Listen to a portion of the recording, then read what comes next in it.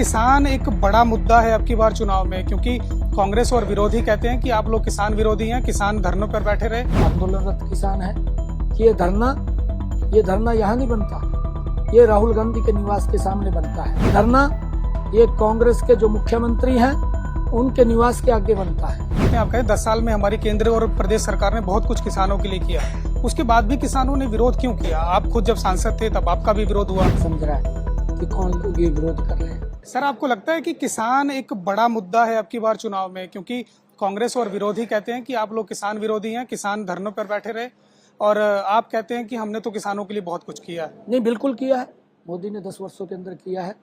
मैं तो किसानों से अपील भी करता हूँ जो आंदोलनरत किसान है कि ये धरना यहाँ नहीं बनता, ये राहुल गांधी के निवास के सामने बनता है। ये धरना ये कांग्रेस के जो मुख्यमंत्री हैं उनके निवास के आगे बनता है। ये धरना जो कांग्रेस के लोग हैं, नेता हैं, उनके घर के आगे बनता है। जो 60 साल तक किसानों का जो शोषण हुआ है, किसानों का जो उनको अपमान सहन करना पड़ा है, इसकी जिम्मेवारी कांग्रेस पार्टी है। नरेंद्र मोदी जी ने प्रधानमंत्री किसान सम्मान निधि दी। अगर मैं हरियाणा के अंदर बात करूं, प्रधानमंत्री फसल बीमा योजना कांग्रेस ने 10 वर्षों में, पिछले 10 वर्षों में 1100 करोड़ रुपए दिया। 2 रुपए का चेक, 5 रुपए का चेक देते थे, परंतु हमारी सरकार ने, मनोहर लाल जी की सरकार ने 12,500 करोड़ रुपया किसान की फसल के खराबे का उसके खाते के अंदर पहुंचाने का काम किया। ये इतना बड़ा अंतर है। किसानों को प्रधानमंत्री कृषि सिंचाई योजना के माध्यम से उसकी पैदावार बढ़ाने का काम किया। उसको 90% की सब्सिडी, 60 से लेकर के 90% तक की सब्सिडी दे करके उसके खेत में जो स्प्रिंगल वाटर है, ड्रिप इरिगेशन है, उसके माध्यम से पानी पहुंचाने का काम इन 10 वर्षों में नरेंद्र मोदी जी ने किया है। किसानों को सोलर पंप लगा करके उनको बिजली का बिल ना आए, ये कार्य नरेंद्र मोदी जी ने किया है, सब्सिडी के ऊपर दिया है।